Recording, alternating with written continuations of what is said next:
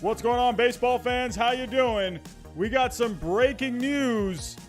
Joe Musgrove heading to the Padres. We're talking Jon Lester. We're talking Luis Castillo. Let's get to it.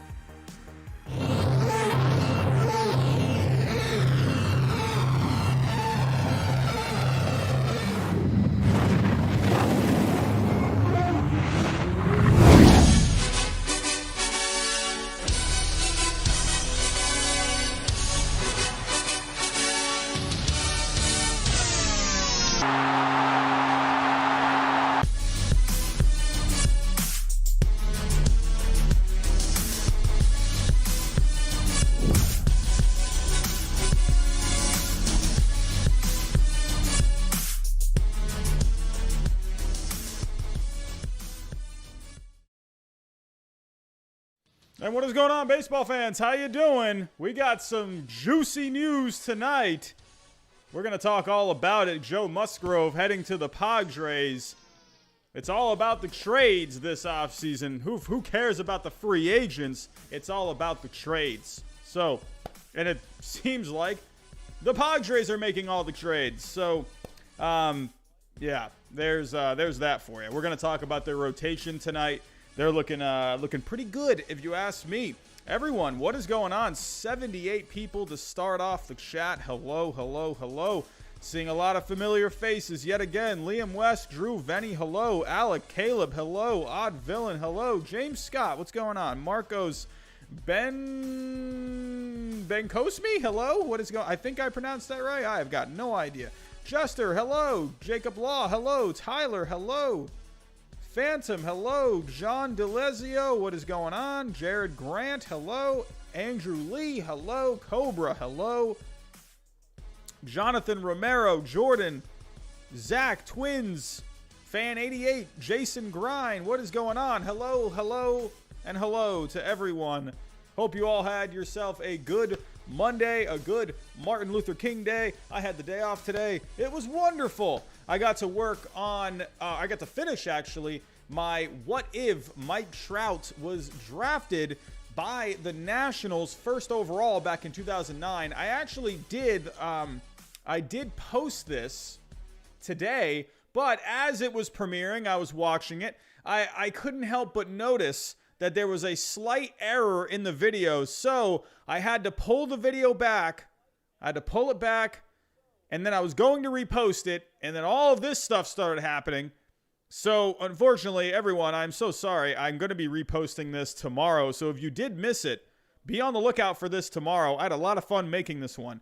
If you were at the premiere earlier, well, then you get a second chance to watch it tomorrow. So, everyone, be on the lookout for this one tomorrow. Before I get started, if you can, hit that subscribe button for me. We are on the way to 5K by opening day. That rhyme just works out so perfectly. But yes, we are on the way to 5K subscribers by opening day. We are within 300 subscribers of getting to the 5,000 mark. That would be insane. If we could get to 5,000 by spring training and then maybe get to 6,000 by opening day, that would be fantastic. So if you are new looking for more baseball news, hit that subscribe button. Hit that like button for me. Get it out to more baseball fans tonight. And go follow me on Twitter. I'm talking baseball there throughout the day as well. So let's get to the main news. Joe Musgrove heading to the Padres. And that's you know, I figured Joe Musgrove was going to be on the move at some point this offseason, especially after the Pirates traded Josh Bell. It just seemed like a matter of time before Joe Musgrove was on the move.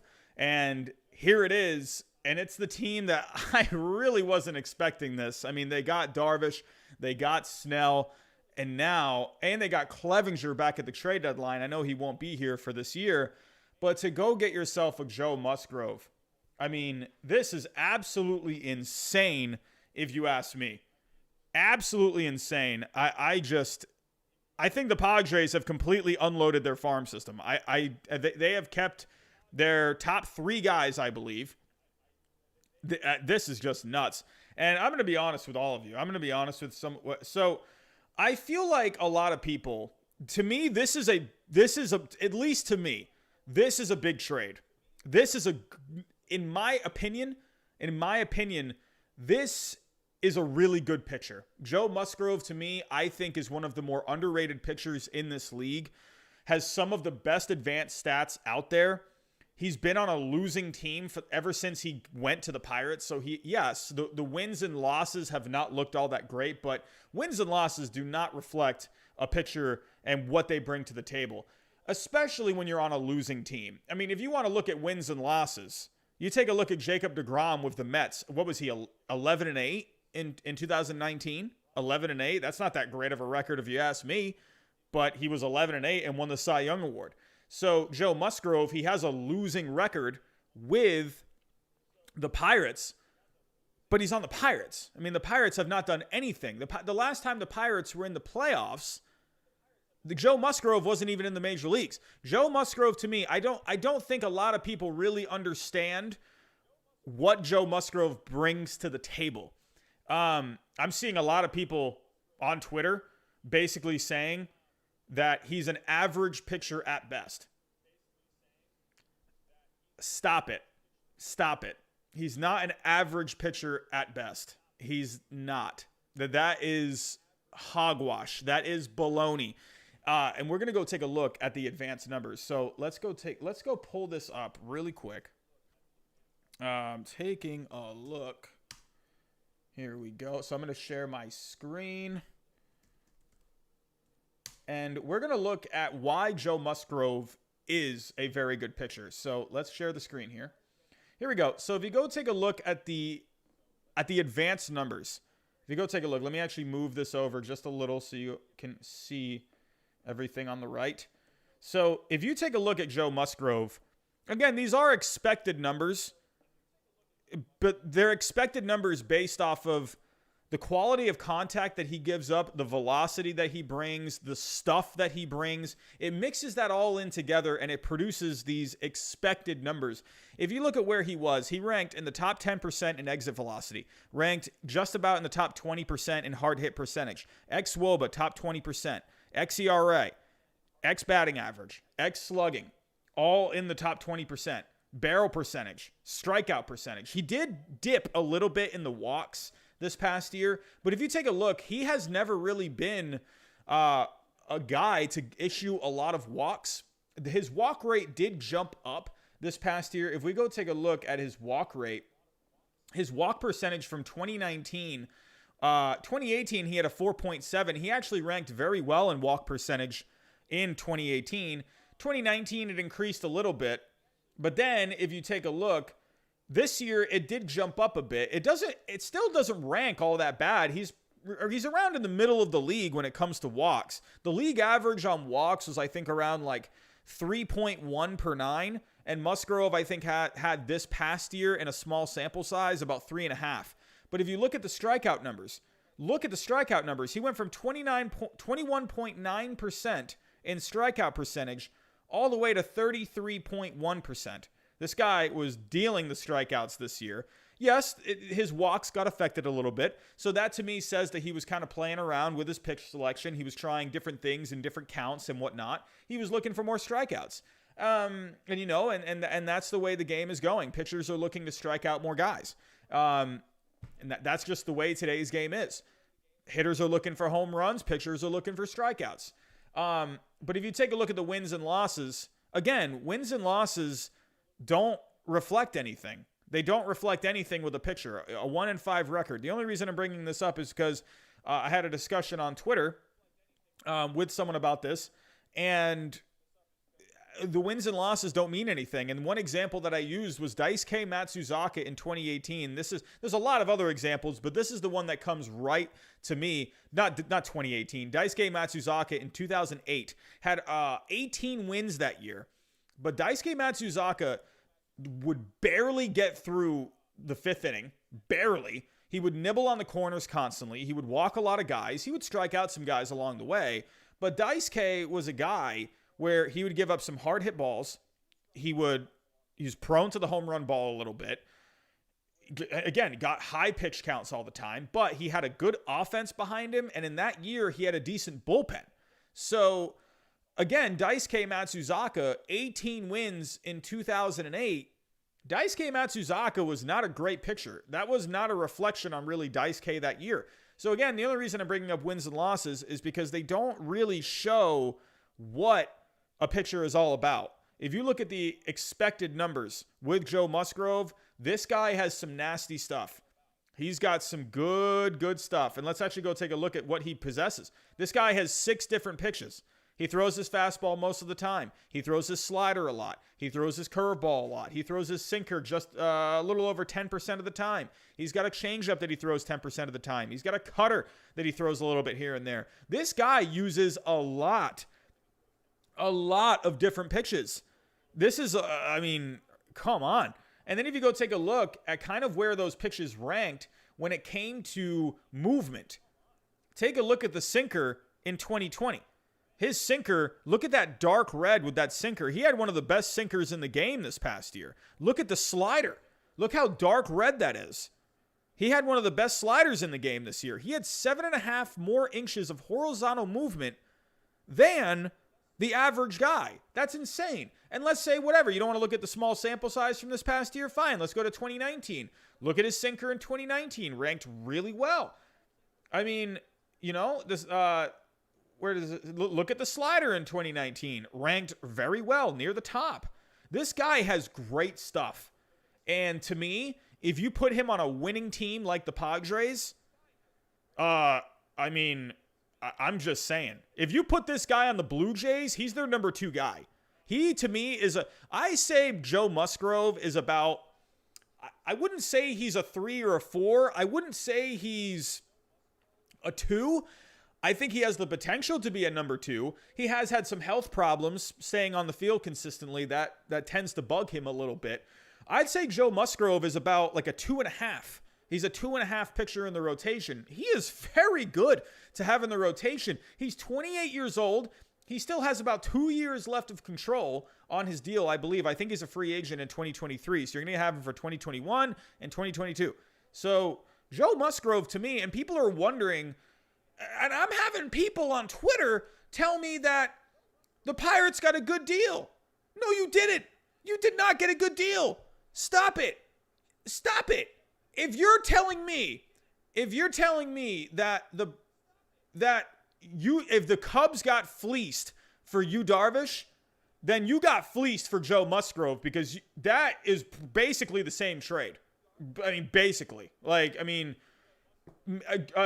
Pirates did get one of the Padres' top 10 guys. But that is a little, you can't just look at, okay, well, he's the number 7 guy in the Padres system. The Padres system as of right now is extremely top heavy. After you get past the top 5 guys, it's a bunch of guys that are really far away. Guys with a whole bunch of upside. And Hudson Head, let's go look at the trade. And actually, this is a 3-team trade so this was looking like the trade in the beginning for when it was first reported. And this actually, baseball trade values. So a lot of people are kind of going back and forth right now on baseball trade values, saying, well, is it baseball trade values that have the values messed up?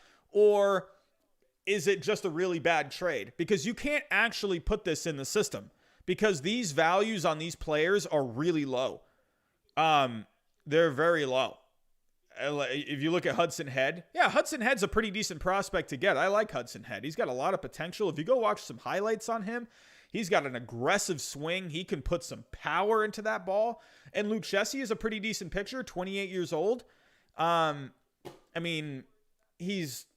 He's not great by any means, but he's not bad to have on your team. But according to reports, let's actually go here. This is now a 3-team trade. This is a 3-team trade. So this is now the Mets are getting Lucchesi. So if I go plug this in to baseball trade values, this is not good. I mean, I don't know, everyone. I'm seeing some of you saying that Musgrove is overrated. I don't agree with that. I think Musgrove is one of the better arms in the game when he's healthy. As you saw with the advanced stats, Joe Musgrove is no pushover average pitcher by any means. Not sure where the overrated comment is coming from. I don't know. I mean, yeah, overrated. I could see maybe in a sense overrated where, yes, he's not a name like a Blake Snell or a Yu Darvish, but Joe Musgrove is really good to have in the middle of your rotation, to maybe be a number 2 in someone else's rotation. I mean, Musgrove, I'm not saying Joe Musgrove's an ace by any means, but to me, if you put that guy in the middle of your rotation, you get a healthy season out of him, that's pretty good. So the big thing with him, in my opinion, is his health. Anyway, but let's go plug this trade in. So if we go take a look, Padres and Pirates. Okay, so let's go to the Pirates first. Got Musgrove. Musgrove had a value of 36.2. That's pretty decent. Yu Darvish was around a 20. So the way they base their values, it's based on a lot of things. It's based on your age. It's based on the stats that you've produced. It's based on how much control of contract that you have. It's based on how much you're getting paid. It's based on your projections. It's based on a lot of things. And so Musgrove has a very respectable value of 36.2. Now, if you go to the Padres, so let's just start plugging in these guys. So the Padres, they're getting Hudson Head. They're not getting Lucchesi now because he's going to the Mets. So the Pirates are going to be getting Endy Rodriguez. You know what? So let me actually just make this a 3-team trade. Okay. So here we go. Let's do Pirates in the middle. Let's do Padres right here. And let's do Mets over here. Okay, so Pirates, they're getting, okay, let's do Endy Rodriguez. Here we go. Rodriguez, where are you? So they're getting a catcher. And now the Pirates go back to them. He's going to the Padres. The Mets. So the Mets are getting Lucchesi. Here we go. I mean, so honestly, like if you look at just the trade of Lucchesi and the catcher for the Pirates, I mean, the Pirates are losing that one too. And I guess they really like something out of Rodriguez, but let's take a look here. He is a catcher outfielder. I don't know, but here we go. So let's plug in these guys: Omar Cruz, Bednar. Okay, Cruz. I mean, come on. Head. Who else? Bednar and Fellows. Bednar and Fellows. And this is the final product. So as you can see, usually the more in the negatives that you are here, this may be a little confusing to look at, but when you are more into the negatives, that's more that you're gaining. The more into the positives, that's more that you're losing. So look at what the Pirates, they gave up 36.20 in value in Joe Musgrove, and they got back 9.8. They didn't even get Lucchesi. Now, I don't know I mean, I'm just saying, if you go to the top prospects, I like Hudson Head. I think I'm okay with that. Here we go. So if we look at the Padres' top prospects, hopefully they haven't updated this yet. Okay, they have not updated this yet. So you're getting Hudson Head. He's number 7. But Hudson Head doesn't even rank in the top 100 of Major League Baseball. Let me move this over a little. So Hudson Head's number 7. And doesn't even... That's how top-heavy this Padres system is.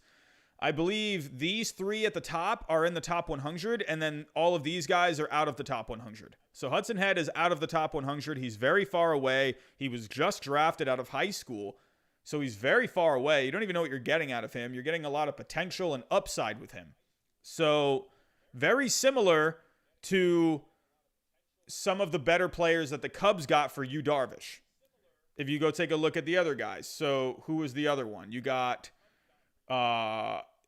Fellows, Cruz, and Bednar.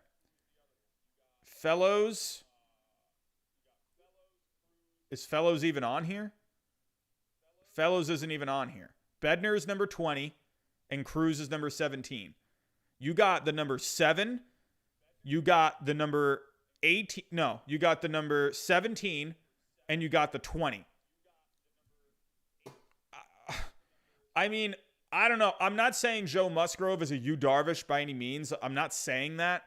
But based off of Darvish with his contract and everything, Darvish and Musgrove, obviously Darvish is the better pitcher based off of track record and what he can bring to the table. He was just finished second in Cy Young voting. But Darvish is a lot more expensive. So that's what you're kind of looking at. I mean, so I guess if you don't want to think of cost, then yeah, Darvish is a lot more valuable than a Musgrove. Obviously, I'm not saying Musgrove is better than Yu Darvish by any means. But if you're looking at that trade, I saw so many people. I think everyone pretty much said the Cubs got fleeced in that deal. I'm sorry. I don't know if this. I'm gonna guess this is a pretty unpopular opinion for a lot of you. I'm sorry, but I think the Pirates got destroyed in this trade. Destroyed in this trade. I'm sorry. I mean, Musgrove is 28 years old. He's cheap. He's got some of the best stuff in the game when he's healthy. And it's not like he deals with a ton of injuries. I mean, he's had his injury problems in the past. But if you go take a look at where he's been, I mean, so yeah, like he has been limited a little bit. 2019, he had 31 starts. The 4.44 ERA, don't look at that. Don't look at the ERA. Look at the FIP. Joe Musgrove last year, I believe, ranked 28th out of all qualified pitchers in FIP. So FIP is kind of one of those, it's an expected stat based off of the stuff, based off of the exit velocity that he gives up. If you look at the FIP in 2019, a 3.82. The xFIP, a little high. He gave up some more fly balls along the way. But 4.44 ERA. I mean, again, not on a good team with the Pirates. I mean, what are you going to do? You know, not the greatest defense behind him. So, yeah, some balls are going to get by. But looking at this, 2020, a 3.86 ERA in a small sample size. But look at the xFIP, 3.19. He was striking out more guys. And, yeah, you know, I'm just saying. Let me actually go look at the batted ball. So I'm guessing now his xFIP is a lot lower because he gave up a lot less fly balls. He gave up 4% less fly balls this past year. So he wasn't giving up as many fly balls. He was getting more strikeouts along the way. So I'm just saying, Joe Musgrove, in my personal opinion, I think he's underrated. But I can understand as well where it kind of evens out because he does have some problems staying on the field. But if they can keep him healthy and if they can get 25, 30 starts out of him, this is a guy that could start game 3 for you in a playoff series. You could even, I don't know, you could even have him go maybe game 2 if worse comes to worse, if someone goes down. You know, if Yu Darvish goes down with something, Blake Snell goes down with something, I would be confident if Joe Musgrove is healthy, I'd be confident with giving him the ball. Absolutely, I would. Again, I personally think if we're going back to this trade, I know the calculator is not the end all be all, but they have a 95% acceptance rate on this when it comes to real life trades. Over 120 real life trades put into this algorithm, a 95% correct rate. That's pretty good if you ask me. Even if this is slightly off, I mean, you're telling me that there's a 25-point separation. Now, if you're off maybe like 10 points, all right, fine. Like I can be okay with that. But you're off by 25 points here. I don't know. I'm sorry, but I'm not. I don't know. I don't like this trade for the Pirates. I think it was garbage. Sorry if that's a little rough to hear for some Pirates fans. I think your only hope here is Hudson Head ends up being pretty good. And he could. Hudson Head could end up being really good. If we go take a look at Hudson Head, he had some of the best bat speed in the high school class this year. Or last year, sorry. He's an ultra athletic 5-tool player. I mean, he hit .615 as a senior in high school. That's really good. He hit .283 in rookie ball. I mean, that's really good. Now, this is no disrespect to Hudson Head, but I think you could have gotten a decent guy along with this. I mean, Hudson Head, I would love to have a Hudson Head in my system. A .383 on base in rookie ball at, how old, 19 years old? That's really good. He had a homer, hit .283. You'd like to see him, strike out a little less, but whatever. He's 19. So he's got a solid build already, 6'1". He could add a few more pounds on him. He's got an advanced feel for hitting. Ceiling is extremely high. The only problem is you just don't know what you're getting with him. He has not faced serious competition. He could very well go play in single A this next year, go play in double A. He could end up doing really good. And then, hey, maybe the Pirates end up really winning this trade down the road. But right now, the Pirates I just think you could have done better. I just think you could have done better here. Personally, to me, if you think the Cubs got fleeced, then how do you not say the Pirates didn't get fleeced? Because they got a whole bunch of players that are really far. You got Hudson Head, who's really far away. How far away is Bednar? Okay, Bednar's a little close. But, what's he going to do for you right now? He's 26. Okay. So, he has a 40 overall grade. He's got a good fastball. So, Ben Cherington must like the fastball. Sat 95, 96 out of the Padres bullpen. Oh, is that this past year, actually? That's pretty good. Oh, in the last couple of years. Horrible ERA in the last couple of years. Now, when you have an ERA like this high, like a 6.55, 7.11, then yeah, that's absolutely garbage. Then yeah, of course, that's really bad. In the minors, he's been really good. Double A, he was pretty good. But Bednar, really, what are you getting out of Bednar here? This is a guy for your bullpen. He's a bullpen guy. What are you going to do with him? Maybe he turns into a closer. You could end up getting more prospects down the road. The Pirates are in complete rebuild right now. In complete rebuild. So really, Bednar, if he ends up doing really well, then he could end up just being a trade piece. And you get a couple of prospects back for him maybe in the next couple of years. Go take a look at, who was the other guy? Omar Cruz. Very far away. Left-handed pitcher. So 21 years old. Still looks like he's a couple years away. 2018, he pitched in rookie ball, did pretty good there. 2019, he pitched as high as A ball, 2.76. Good amount of strikeouts. So who knows? Maybe this guy could end up being pretty good too. So number 17 guy, I'm okay with that. But I just think you couldn't get anyone else. You couldn't get, I don't know. You couldn't get maybe like a Justin Lang or something like that too. You couldn't have done anything else. If we go here, Lang, what's his value on here? Okay, 1.7. That's pretty low. He's number 9. So I don't know. You couldn't maybe get I don't know. You couldn't get Hassel. You couldn't get Robert Hassel. You put Hassel in there. Even if you put him in there, that's still a lopsided trade, at least according to the calculator. You couldn't even get a Hassel? Come on. Come on. Come on here. I don't know. But this is the trade as of right now. Let me take Hassel out so you can just take one last look. So here is the trade. Padres getting Joe Musgrove. Mets, they are getting Lucchesi. And then for the Pirates, you're getting some high upside guys. You're getting a bullpen arm in Bednar. A young bullpen arm. Who knows? Maybe he can end up turning into a closer. So you got Hudson Head. I like Hudson Head. That could end up being a really good player for you down the road. You got Fellows, Cruz. You got a catcher from the Mets. I don't know. The only saving grace from this trade, I think, is Hudson Head.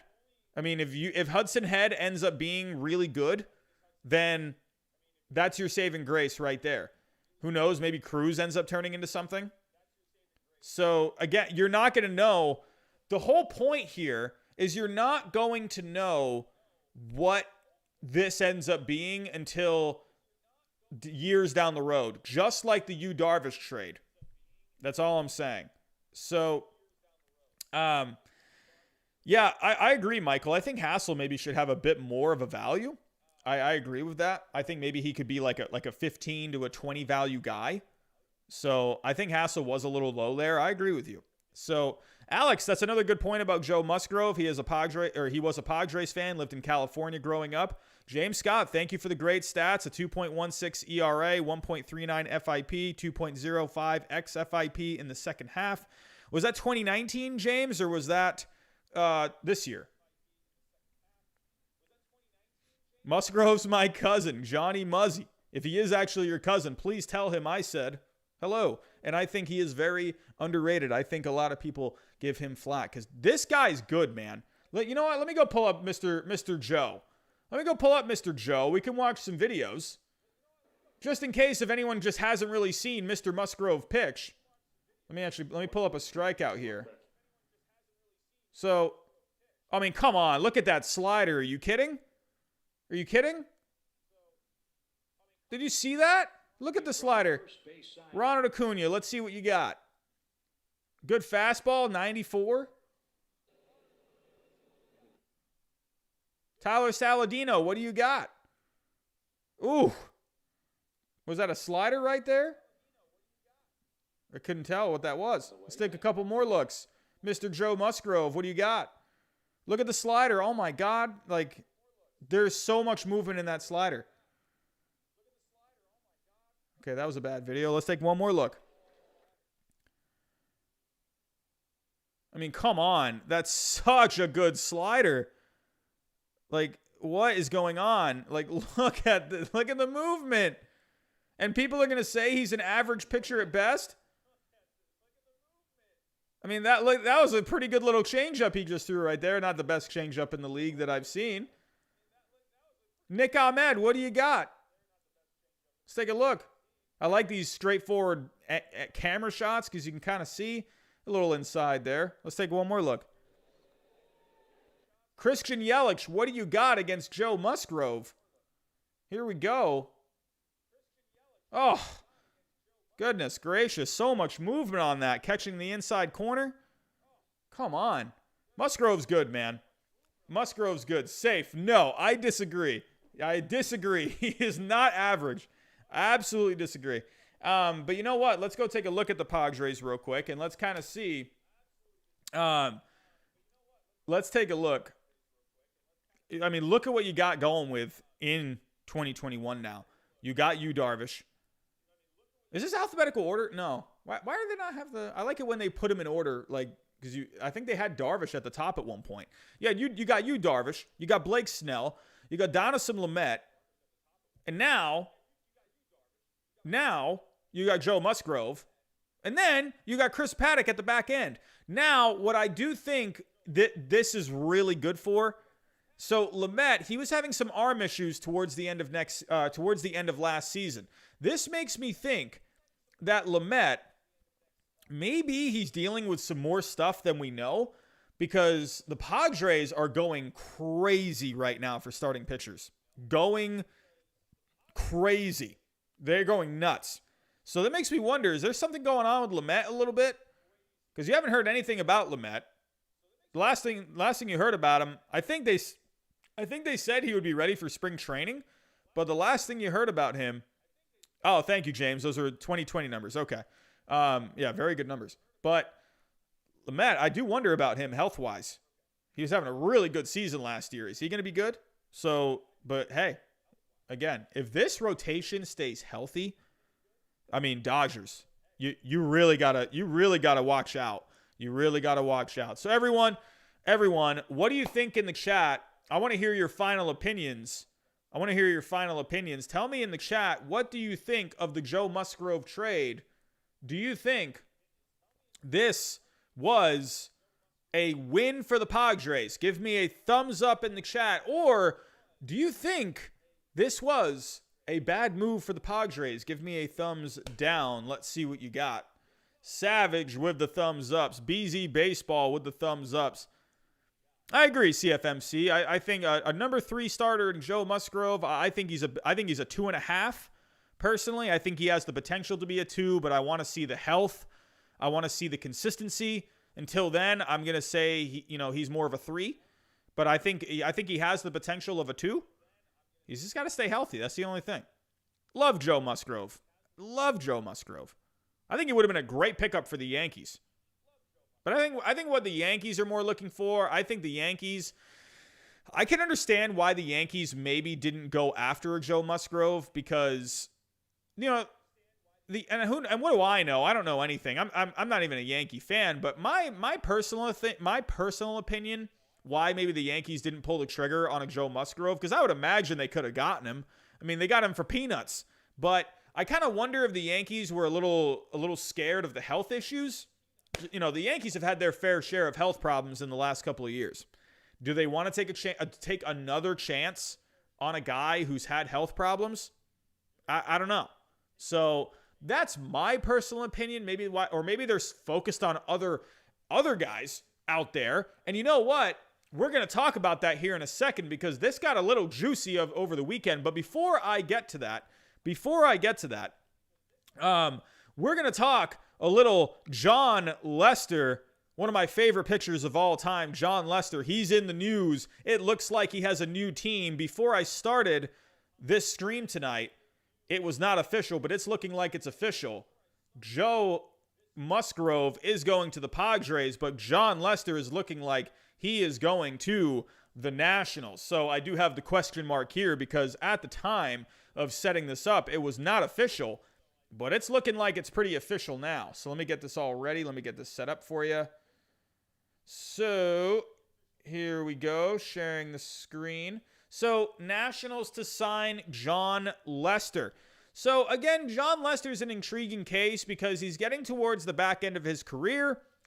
He's had some very good years in his career, but he did not have a good year in 2020. Small sample size. He got off to a good start, and then he just completely fell off the rails. But he has a new team. The Nationals have reached a 1-year agreement with Lester pending a physical. There is a mutual option. So not surprised to not, a lot of people were saying Lester could maybe go back to Boston, finish his career in Boston. But really, at the end of the day, it was not a good fit for him to go back to Boston. So, but for the Nationals who are trying to stay in win now mode, I think this is an okay move for the back end of the rotation. If we go take a look at the Nationals depth chart here, let's go take a look. Do we got David Knight here in the chat?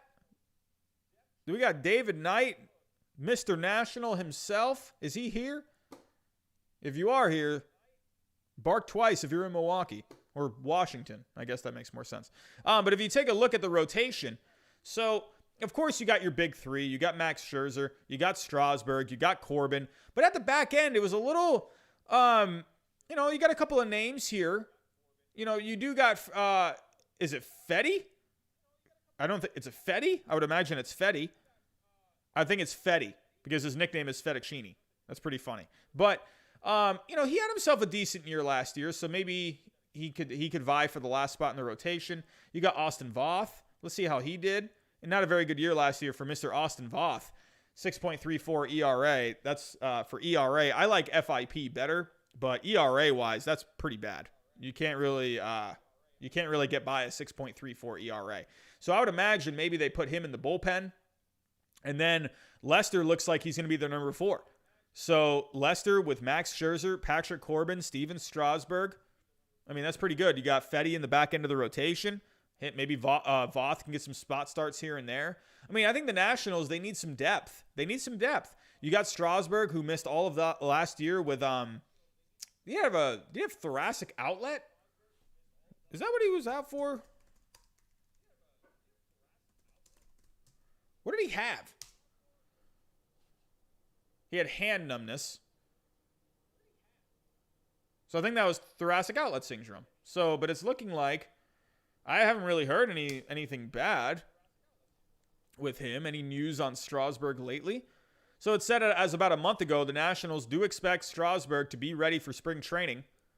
So, but yeah, if he's healthy, this is good. But I think it's also really good with Lester because even though Lester, he did have a down year, but what you're going to get with Lester is you're going to get innings. You're going to get innings out of Jon Lester. So even though not great numbers last year, even the FIP couldn't save him here. FIP right around the same as his ERA. But one thing with Lester that you're going to get innings. And that's what the Nationals really lacked last year. The Nationals and the Red Sox were very similar teams last year. They did not have a lot of depth. Didn't have just a lot of guys that could really contribute to the team, especially pitching-wise. So I think this is a good move for the Nationals because you're going to get innings. And that's what they need. They need innings. So maybe they can work on something with him to kind of get him back on track. Maybe something in between that 2018, 2019. Whoa, we got something happening. What is going on? Philip Beasley with the $5 super chat. Thank you very much for that, Philip. If you got any questions or comments, put them in the chat and I'll read them out loud for you. Really appreciate that, my friend. Thank you. But yeah, Lester, I like the move for innings because I think that's what the Nationals need. They really lacked some depth last year, and I think they could use another guy like this. So I like the move. I mean, of course, my heart says I would have loved to have had Jon Lester finish his career with the Red Sox, but that's it's not going to happen. But for the Nationals, hey, good for a good innings eater kind of a guy for the back end of the rotation. What do you all think in the chat, everyone? What do you all think? Give me a thumbs up if you like the move, or give me a thumbs down. Tell me what you think. Red Sox. Here we go, Philip. Red Sox to try and get Jameson Taillon from the Pirates. Shouldn't be too expensive. I agree, given what they got from the Friars for Musgrove. I wonder if maybe Chaim Bloom would want to go after Jameson Taillon. The only thing with him would be, because Bloom's not really going to give up prospects. But, while I'm thinking about it, I'm seeing a bit of a mix. James Scott gives it a thumbs up. Orioles with the thumbs down. Michael with the thumbs up. BZ Baseball. Okay move. I can respect that. Crazy Gamer with the thumbs up. Michael Yench with the thumbs up. David Knight, where are you? Where are you? This is your time, David Knight. Come on, David Knight. Where are you? Here we go. So Philip, for you, before I move on to the next story, let's go plug this in. Actually, I already got the trade simulator. Here we go. So, again, Philip, thank you for the $5 super chat. Let me plug that in here for you. And, hey, we're talking my Red Sox. So, I mean, hey, this is kind of fun for me. The one name right now that comes right off to me is Benintendi. Could you maybe ship off Benintendi to the Pirates? I mean, he's a young bat. I'm just saying. Maybe you could work something out with Benintendi and Jameson Taillon. But what is his value on here? I'd imagine it's pretty good. I mean, 18.5. I don't know. The way Chaim Bloom is going after this offseason, I just wonder. I don't know. I mean, unless they took on, they have no bad contracts. They have, no bad contracts, except for Polanco. I don't know. I mean, who could they... I don't know. Maybe you could take on, a Frazier. Maybe Frazier, have him play second. So, I don't know. But Taillon, I mean, again, when I'm kind of looking at this, you would have to give up prospects. I just don't see... Unfortunately, I don't see Bloom doing this. Because he does have the injury issues. He had the Tommy John. But I could see Bloom being all about that. But I think Bloom would look elsewhere to a similar case. Someone that you don't really know of. Someone that we've just never heard of. Someone, I don't know, someone that their name does not jump off the screen. Jameson Taillon is a guy that's been, his name's been popping up here and there. But if you were to do a trade, let's say you did Benintendi, I mean, you're very far. I mean, I don't know. I don't think Bloom's going to do this. Unless you did like Chavis and Benintendi. I don't know. The Pirates they just did that horrible trade. But would they do this? I don't know. Something. But yeah, James, I agree with Polanco. I agree. Yeah, Jacob Logg, Chavis, and Benintendi. I don't know. I don't know. I would like it. I would like this move, but will Chaim Bloom do it? I would love to say yes, but Chaim Bloom right now, I don't. And you know what? This is probably not going to happen. You know why? Because Chaim Bloom, he's too busy going to watch Anibal Sanchez and who was the other guy who's going to go watch? Julio Teheran. He's going to be too busy going to watch Anibal Sanchez and Julio Teheran. So he's not going to have any time for this. He's got to go watch them. They're going to cost under $2 million. They're going to cost under $2 million each. Chaim Bloom, the clearance rack reaper, he's all over it. He's all over those guys. I'm just saying. So he's not going to have any time to go after a Jameson Taillon because he's too busy doing that. So Chaim Bloom, come on. Can you do something fun? I'm not saying you got to go get George Springer. I'm not saying that. But can you at least get a name that's at least gets me excited besides a Martin Perez? Please, Chaim Bloom, if you're in the chat, if you're hiding in here somewhere, can you please do something fun? Come on, get me excited about the future, Bloom. I'm not saying you got to go get these massive, big contract free agents or you got to go make these blockbuster trades for a Luis Castillo. All I'm saying, Mr. Bloom, could you just get someone that just gets me a little excited, That's all I want. Just not Martin Perez, please. All right. Anyway, moving on to the next story. So this was kind of happening over the weekend. There was a lot of interesting stuff going on over the weekend with Mr. Luis Castillo possibly going to the Yankees, but it's looking like some of these reports were false, at least according to Mr. Jeff Passan and some other guys out there. But there was a group of Latino reporters basically saying a Luis Castillo trade to the Yankees was about done. This guy was saying it was done. Here we go. Let me pull up the article here. Here we go. So let's just go take a look at this. I mean, I was following this all weekend. I was acting like a complete goof on Twitter this weekend saying, all right, you know what? Screw it. Go get Luis Castillo. I don't care. If the Red Sox got Luis Castillo, I would rip my pants off. I would go run outside and I would scream at the top of my lungs in celebration. I don't care. Whatever. Give him Devers. If we got Luis Castillo, that would give me Pedro Martinez vibes all over again. I would love it. I don't even care. Give me Luis Castillo if that's possible. Anyway, I digress. But getting back to the Yankees. So here were the reports. So on here, you had Mr. Ricardo Gibbon. So he was tweeting out in Spanish. Basically, this guy, I don't know who this guy is. I don't know who he is, but he tweeted out something. He was talking about Luis Castillo. Some nice fella here said, not being fluent in Spanish, can you give me the English version? Gladly, my friend. Luis Castillo's deal from the Yankees side is done. Expect one big offensive name in the transaction as well. They are willing to go over the luxury tax only if they consider it necessary. Ricardo, who are you? I need to know who you are. I mean, and then Jeff Passan was coming out. He came out. I mean, that's some bold tweets. Those are some bold tweets, man. Just coming out there and just basically saying the Yankee side of the trade is done. I mean, good grief. But then Jeff Passan came out and he said, Luis Castillo has not been traded to the Yankees. Stop believing people who consistently get things wrong. Okay, so tell the Reds to trade him then, Jeff, like WTF. Tonkin Yanks are funny, man. They're a cool group of guys. But then Jeff Passan tweeted this.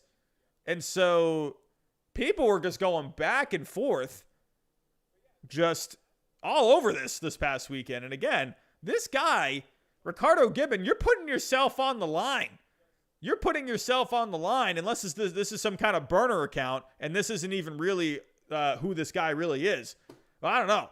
But he said the Yankee side of the deal is done. I don't know here. But then there was some other stuff floating out there that, like, yeah, maybe the Yankees could take Castillo and maybe they could take a Castellanos. And then going back, this guy was also reporting, too, that for the Reds, let me actually go to Ricardo Gibbons' page. He was saying going back to the Reds would have to be Clint Frazier and who was the other one? It was Clint Frazier and Miguel Andujar. What was this guy's name? Does this account still even exist? What was his name?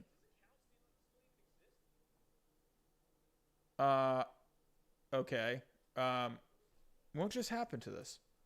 Yankees. Luis. I just completely lost the tweet. Where is this tweet? Ugh.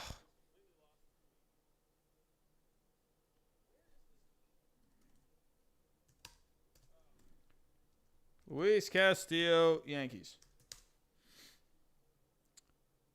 Okay. Oh, here it is. Ricardo Gibbon. All right, no, okay. I thought for a second, did you just like delete your profile? Okay, so he's a Yankees beat writer in Venezuela. So where are all those other tweets? Okay, he's been tweeting all day about this.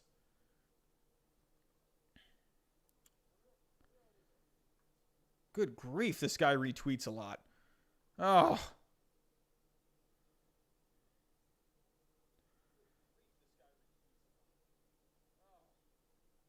What? Okay, so I'm trying to look for the tweet here where it said that it would be going back. Was this it?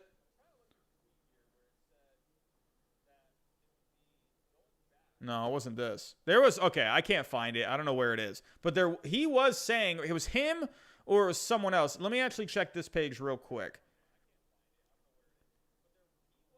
There was one tweet that basically said that it would be Clint Frazier. Okay, I'm not going to sit here and look through all these. But there was one tweet that said it would be Clint Frazier and Miguel Andujar involved, while the Yankees would have to take back one of their main offensive players. A lot of people started to speculate, well, that could be maybe Nick Castellanos, could be Mike Moustakas, because they can take back a bad contract to kind of lessen the blow of what you would have to give up for a Luis Castillo. So anyway, but then it even started to get to the point where even the Reds general manager, Nick Krall, he came out and said, we intend to have Castillo as a member of our rotation for 2021. I mean, we've heard this before. We have heard this before. I can't think of an exact time, but I know I've heard these words before where someone says, we intend to keep this guy. We're going to keep this guy. Our plan, our intentions are to keep this guy on our team for this season. And then they get traded like 3 days later. So, but at the very least, he did come out and basically shot all this down. So I'm not really sure what to think right now about Luis Castillo. I don't know. I think the Yankees, if they were not in on Joe Musgrove, that makes me think they're in on Luis Castillo, or they're maybe trying to get like a Kyle Hendricks. They need a number 2 in that rotation. They need a number 2. So, James Scott, thank you very much, my friend. Thank you very much. Have a good night. Thanks for stopping by tonight. So I think personally, I think this is not dead. This is not dead. I think Cashman's trying to work on something. So we'll have to keep a lookout. So in the chat, tell me what you think. Do you think Luis Castillo is going to end up going to the Yankees? Or do you think that is true, it's false, and he's not going to go to the Yankees? Tell me what you think in the chat. Tell me what you think in the chat. Thumbs up if you think he's going to go. Thumbs down if you think he's not. Let's see what you got. Oh, Beezy, did he respond? I didn't see that.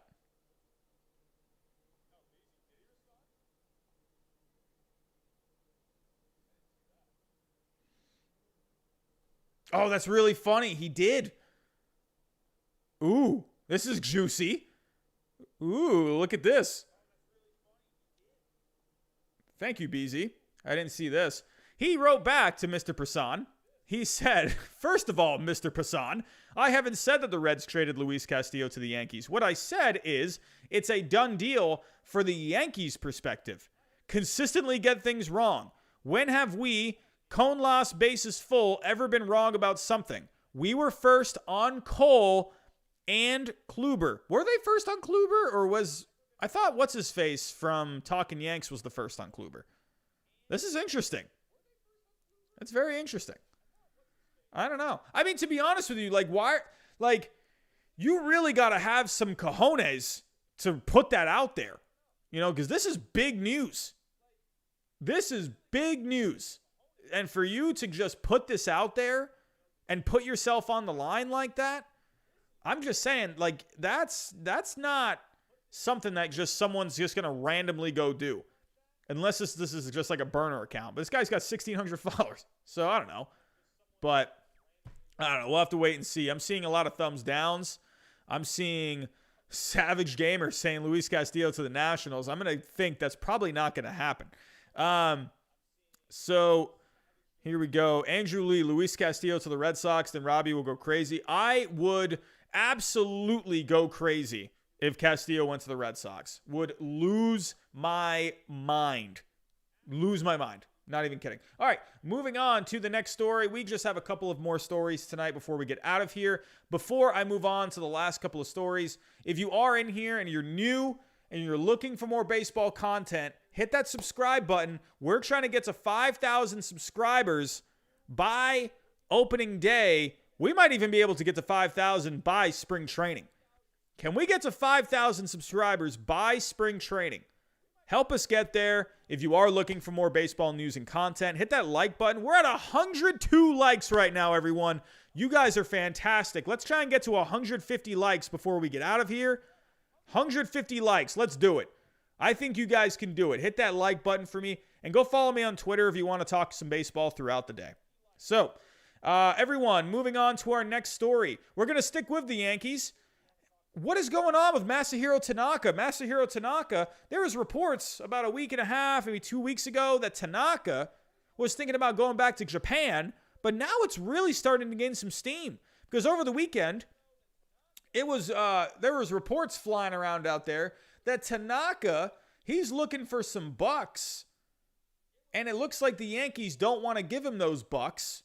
So, it's looking like Masahiro Tanaka, he might want to just go back to Japan. He might want to go back to the comfort of his homeland and go pitch back in Japan. As rotation options continue to come off the board in free agency. What rotation options? You still got... Huh? What rotation options? What, Corey Kluber? You still got tons of starting pitchers on the market. Well, no, you just lost Jon Lester, too. So, you still got Odorizzi out there. You still got Bauer out there. With Kluber set to join the Yankees rotation, MLB Network's John Heyman tweets that although Tanaka and the Yanks are still in touch, there's a good chance he'll be pitching elsewhere in 2021. Recently, according to SNY's Andy Martino, Tanaka has been seeking a one-year deal worth $15 million or more.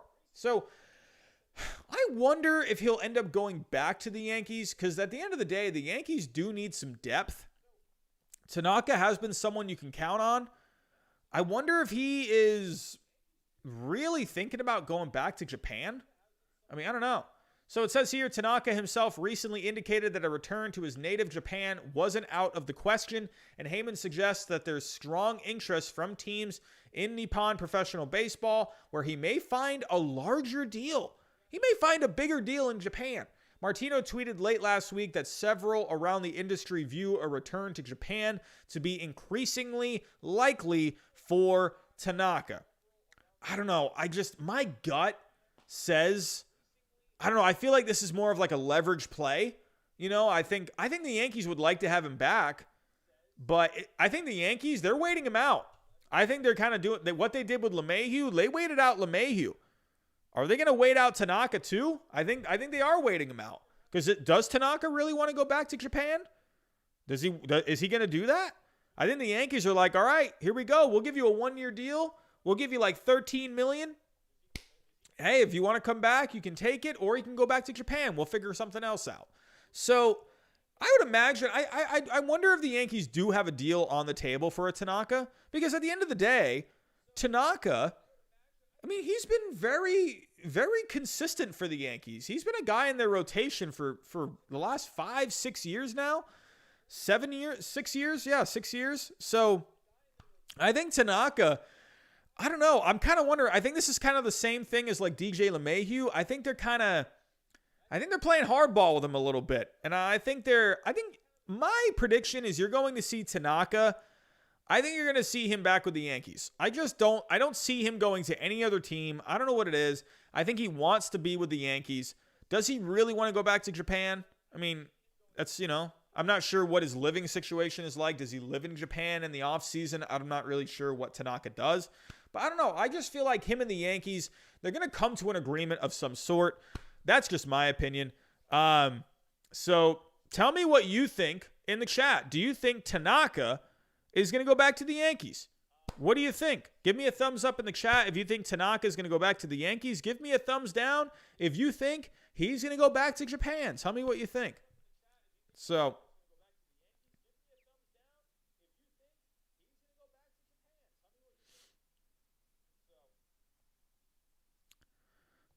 What is this? Leaked images from 2000. What is that?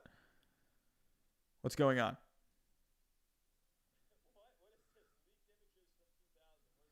Yes, Mauricio Pedroia looking like he might retire. Daniel, hey bro, great content. Baseball maniac from Mexico, and for me, Tanaka does not deserve 15 to 20 million. He is not that good for me now. He was. Right now, he is not. I agree. I think Tanaka, I think he's like a 12 to 14 million guy. I think somewhere in there. I think he's definitely, I think he should get more than Kluber. I could see maybe like 14 million for Tanaka. I think they're just going back and forth right now. Caleb, I mean, he would be a good fit with the Angels too. He would be a good fit with the Angels. So, Freddie Peralta is a Heimblum guy. Look at him. All right, let me look at him real quick. Freddie Peralta. I'm sure he's worth how much? Probably like 1 million. Come on, Heim, the coupon king. Freddie Peralta. Here we go. I feel like I've looked this guy up before. It's possible. You could definitely go after a Freddie Peralta. I don't know. Do the Brewers want to part with him? Heimblum is out there looking for cheap, and more cheap. All right, here we go. So taking a look at Freddie. Yeah, absolutely. Good FIP. Has good expected numbers. Sure. Good strikeout numbers. I wonder if the Brewers would want to part with him. I think that might take a lot. So, and he's young, cost controlled. This would take a little bit. 5 years, $15.5 million. So 3.1 million per year. Yeah, I could definitely see. I would imagine maybe Heim gave them a call. Hey, you got Peralta available? Want to make a little trade here with Heim, the clearance rack reaper? Trying to make a trade, huh? All right, here we go. Last story of the night. So this one we're gonna go over to the West Coast. We've been talking about the Padres tonight. They make a big move for Joe Musgrove, fortifying that rotation. But what about the Dodgers? What are the Dodgers doing? Are they going to do anything? They did sign Blake Treinen, bringing him back on a deal. They've been rumored with Brad Hand a little bit. They brought in Knubel. So they brought in Tommy Kahnle. So the Dodgers have been making little moves for bullpen arms. But there is one name they're getting connected to, and that is Marcus Semien. Are the Dodgers showing some interest? I hate that word this offseason, interest. I can't stand that word. I'm done with interest. But the Dodgers, they are looking at Marcus Semien, possibly to play third base. That is rather interesting if you ask me. So let's share the screen. Let's take a look at the article. Here we go, sharing the screen. So Marcus Semien, Dodgers have considered Marcus Semien at third base. Well, the Dodgers, they were connected with DJ LeMahieu. It seemed like they were definitely in the mix. I didn't think they were going to get him. I just don't think I don't think they want to. This is why I don't buy this one too much. I think, again, they're just kind of looking at alternatives here. They're kind of looking at everything they can do. I don't think they're going to go over that luxury tax. I don't think they're going to do it. But it says here, the Dodgers were in the mix for DJ LeMahieu prior to his agreement to returning to the Yankees, but Ken Rosenthal of The Athletic cautions that LA's miss on LeMahieu doesn't guarantee a reunion with Justin Turner at third base. The Dodgers are mulling potential alternatives at the hot corner, including long-term A's shortstop Marcus Semien. So they're kind of saying this is more of a due diligence kind of a thing. I wonder because Corey Seager is going to be a free agent soon. Do you bring in Semien? And then you could, if you don't re-sign Seager long-term, maybe you can plug in Semien at short. I don't know. I think this is kind of one of those things, kind of like what MLB Trade Rumors is saying. I think this is more of a due diligence kind of move.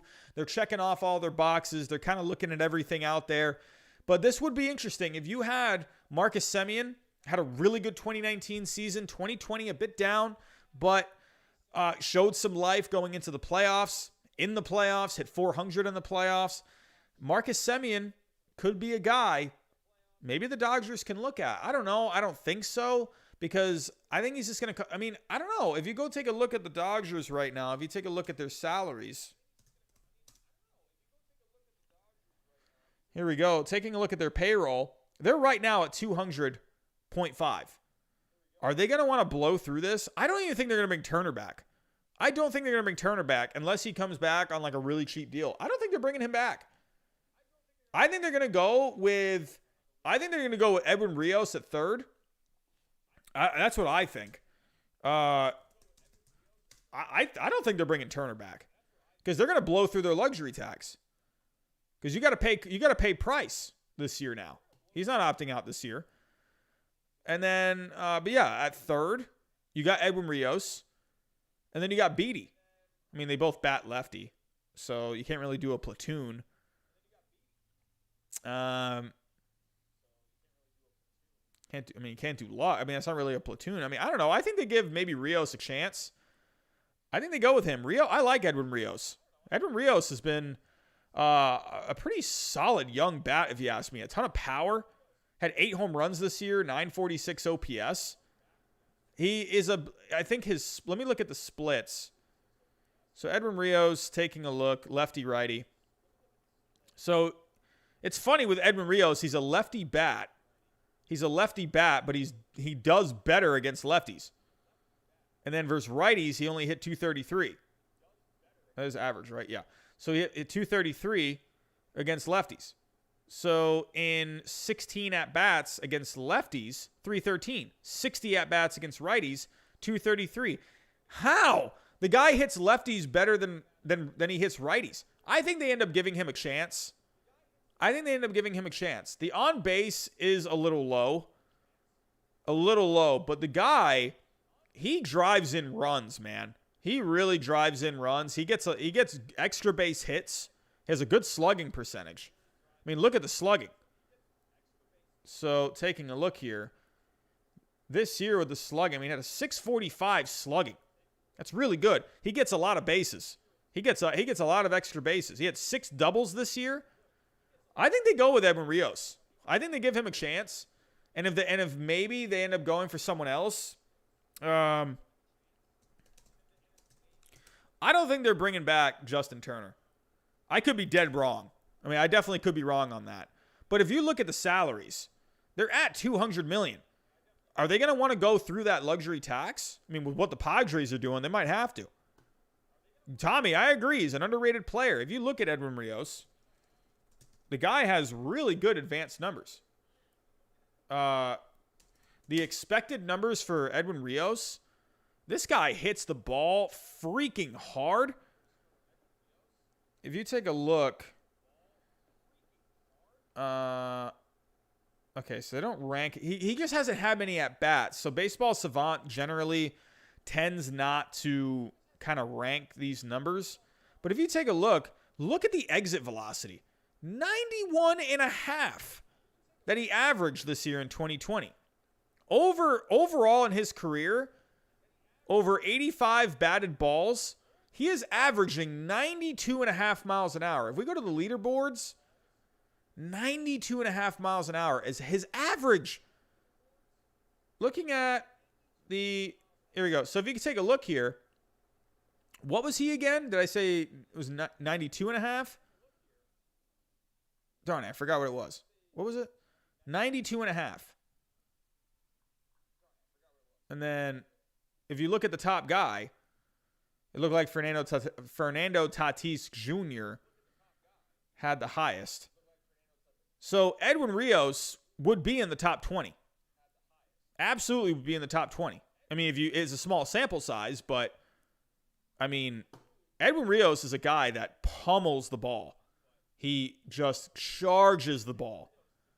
So if we take a look at barrel percentage, in his career, he has a 17.6 barrel percentage. So, which is not a big sample size by any means. Here we go. Is that what I read correctly? 17%? Or am I looking at the right thing here? Barrels per plate appearance? I think that's the right one. I mean, Edwin Rios, at the end of the day, he gets a lot of barrels on the ball. He hits the ball hard. I'm just saying, man. I think they give him a chance. I mean, why not? Why not give him a chance? He's cheap. I'm just saying. That's what I think. So, I don't think they're going to bring in Marcus Semien. That's definitely not. I don't think they're going to bring him in. I think that's more of a kicking the tires kind of a thing. I don't think they're going to bring back Justin Turner. I just don't. I don't see it happening. I think Turner's looking for more money. I think he's looking for more years. I don't think the Dodgers are going to do it. I think they have options elsewhere. They have guys that could just plug in. So that's what I'm thinking, everyone. But everyone, that is all I have for tonight. Going over the news one more time. Going over the news. We have Joe Musgrove going to the Padres. Jon Lester going to the Nationals. Is Luis Castillo going to the Yankees? Reports out there saying these rumors are false. False reports. Passan's getting angry. Ricardo, whatever his name was, he's getting angry. Everyone's getting angry over Luis Castillo. I have an idea. Chaim Bloom, if you're out there, who cares about all these other guys getting angry about Luis Castillo going to the Yankees? I have an idea. Go bring him to the Red Sox. Get this guy to Boston. Let's get back to winning. Here we go. Masahiro Tanaka, is he going to end up going back to Japan? We'll have to wait and see. And Marcus Semien, the Dodgers, maybe put in a phone call, see what he's looking for money-wise, but I don't think there's anything more to that. But, everyone, that is all I have. Before I get out of here, if you have yet to hit that subscribe button, you're looking for more baseball content and news, hit that thumbs up for me, or hit that subscribe button for me. Also hit that thumbs up for me. That's going to help this stream get out to more people, especially if people were not able to watch it live. They can watch it tomorrow. They can watch it tonight. They can watch it whenever. And I'm getting tired now. I don't know how to talk. And go follow me on Twitter. I'm talking baseball over there as well when I'm not here. Everyone, that is all I have for tonight. Thank you so much. A&R Gaming, I appreciate that. Thank you so much. Everyone, hope you have a great night. If there's any more news, I'll be back here tomorrow night. And also, one more thing, be on the lookout for what if Mike Trout was drafted first overall in the 2009 draft. Be on the lookout for this tomorrow. I'm going to post it tomorrow. So, hope to see you there for the actual premiere this time. So, everyone, that's all I have. Thanks for coming out, and I'll talk to you next time.